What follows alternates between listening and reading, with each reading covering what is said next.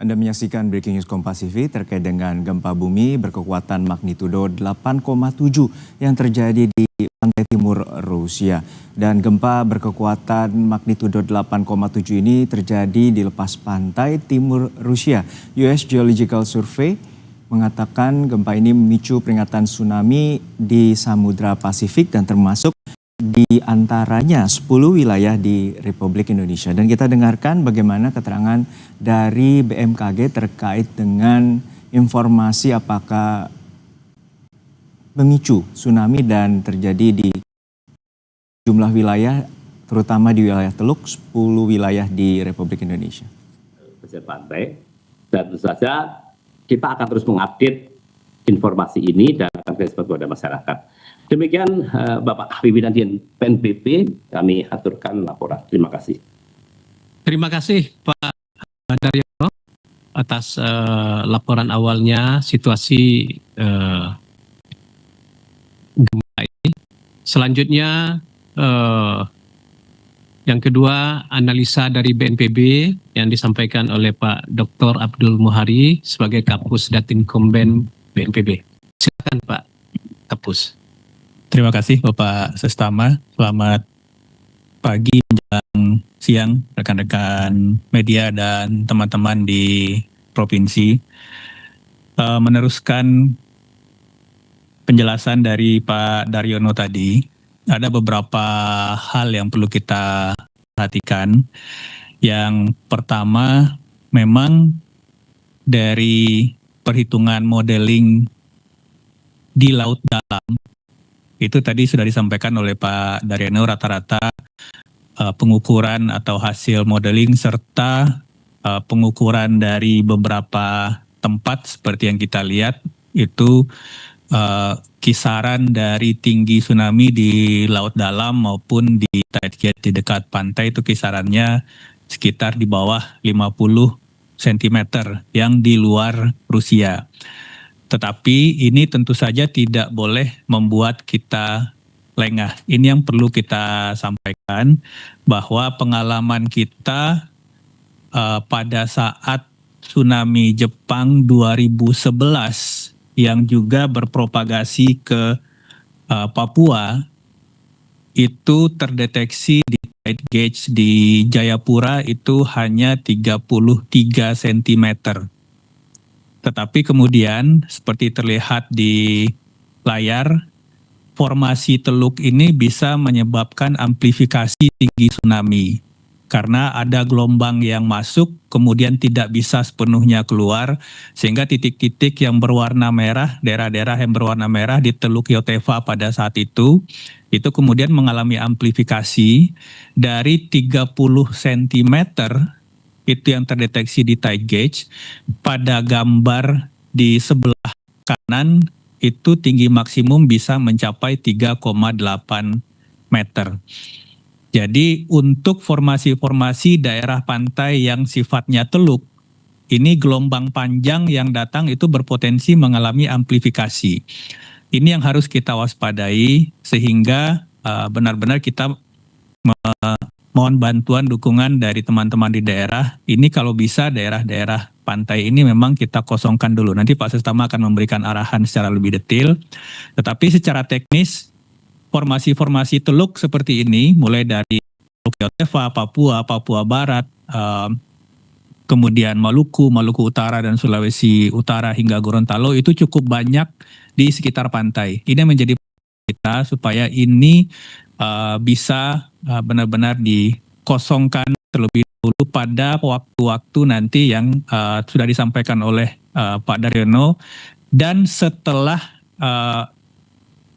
jeda waktu setelah gelombang pertama itu datang. Karena untuk tsunami, terutama tsunami yang melintasi samudra, itu gelombang pertama tidak harus yang terbesar.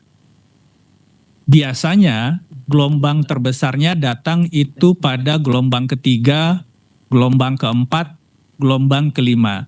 Dan waktunya itu bisa periode jam.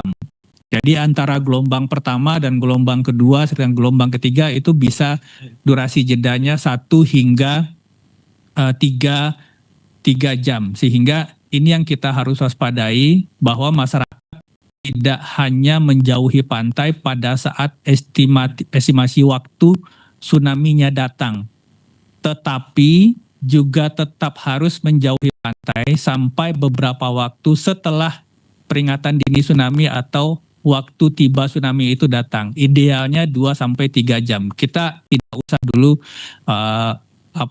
bermain ke daerah pantai yang di 6 provinsi ini, khususnya bagian utara, di waktu mungkin 1 jam sebelum hingga 2 jam sesudah. Nanti Pak Sestama akan menyampaikan lebih lanjut. Jadi ini yang menjadi perhatian kita. Memang dari estimasi modeling dan data pengukuran muka air yang saat ini kita terima di sepanjang itu, alhamdulillah ketinggian tsunami hanya dalam tanda kutip di bawah 50 cm. Tetapi sekali lagi, kalau kita bicara tsunami 50 cm pun itu bisa membunuh. Kita bisa lihat pengalaman kita di 2011, itu ada 1 korban jiwa di Jayapura. Ini 1 di antara hanya 2 korban jiwa pada saat tsunami 2011 Jepang di luar Jepangnya. Jadi jangan sampai ini terulang, benar-benar kita waspadai, kita kosongkan dulu daerah pantai, supaya benar-benar nanti setelah tsunami, peringatan dini tsunami diakhiri oleh BMKG, baru kemudian masyarakat beraktivitas seperti biasa. Mungkin dari Pak Sestama akan memberikan arahan kepada pemerintah daerah lebih lanjut. Terima kasih Pak Kapus Datin, Pak Dr. Abdul Muhari. Baik Bapak Ibu, sebelum kita melanjutkan ke acara berikutnya, ada beberapa arahan penting dan harus segera dilaksanakan kepada 5 provinsi: Sulawesi Utara, Gorontalo, Maluku Utara, Papua, dan Papua Barat.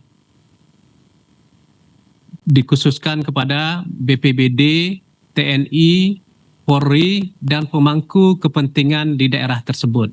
Yang pertama, masyarakat di 5 provinsi sebagaimana disampaikan oleh Pak Daryono dari BMKG, agar diupayakan menjauhi pantai 1 jam sebelum hingga 2 jam setelah estimasi waktu tiba tsunami yang sudah disampaikan oleh Pak Daryono.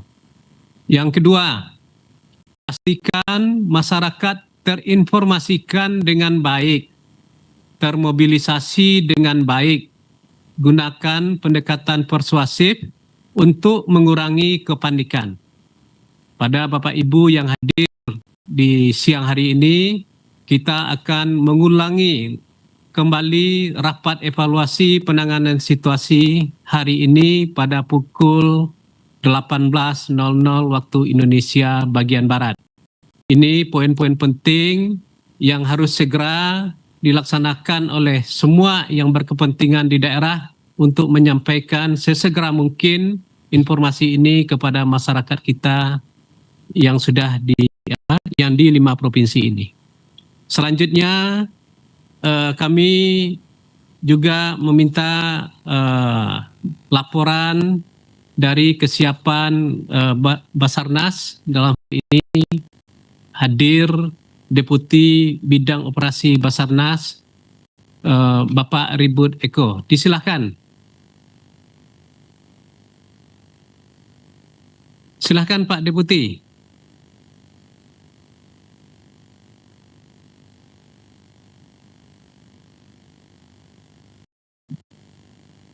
Atau yang mewakili Pak Sestama.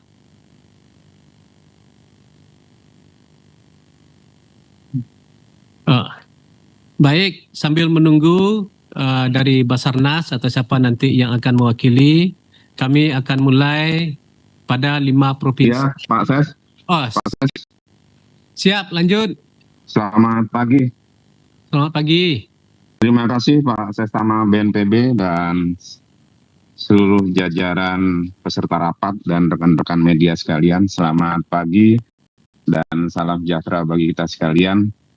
Pertama-tama mohon maaf karena kami dengan Kak Basarnas juga dengan DPM saat ini sedang melaksanakan diskusi di ruang rapat beliau, dan sambil paralel saya memonitor rapat koordinasi awal yang mengantisipasi tindak lanjut dari pasca gempa. Sebagaimana yang kita ketahui pasca gempa Rusia, tadi pagi Kepala Badan SAR Nasional sudah on board langsung di comment center kita di Basarnas, mengarahkan dan meningkatkan kesiapsiagaan kantor SAR yang tadi Pak Sestama sampaikan 5 provinsi, mulai dari Maluku Utara, Gorontalo, Papua, Papua Barat, ya. Kebetulan pagi hari ini Kepala UPT kami semua hadir di rapat Zoom ini. Mudah-mudahan bisa mengikuti perkembangan apa yang sudah disampaikan oleh Pak Tama dan jajaran.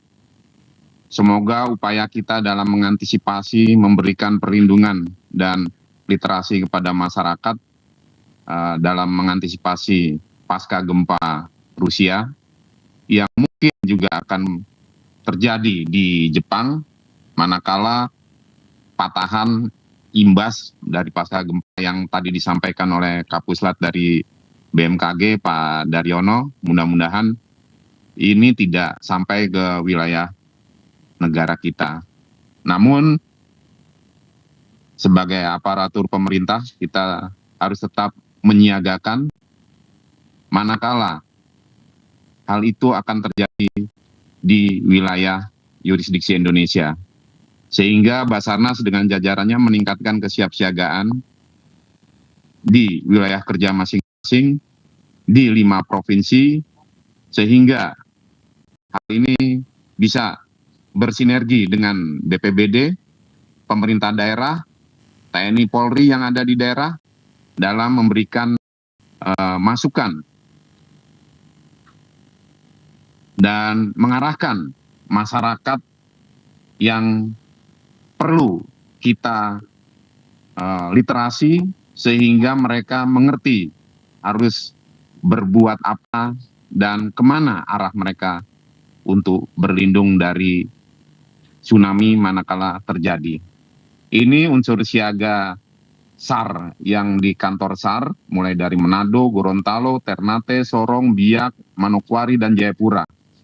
Ini tadi pagi sudah diarahkan langsung oleh Kepala Badan SAR Nasional melalui Basarnas Comment Center kepada jajaran. Sehingga mudah-mudahan ini wujud integritas kita dan pelayanan masyarakat bahwa pemerintah hadir dalam mengantisipasi manakala kemungkinan ini terjadi.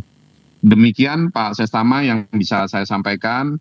Mudah-mudahan nanti update jam 18 kita juga tetap dengan masukan dari BMKG pasca gempa ini bagaimana, kemudian analisis dari Kapusdatinnya BNPB, Pak Aam, mudah-mudahan ini jadi mata telinga kita dalam mengambil langkah-langkah. Apakah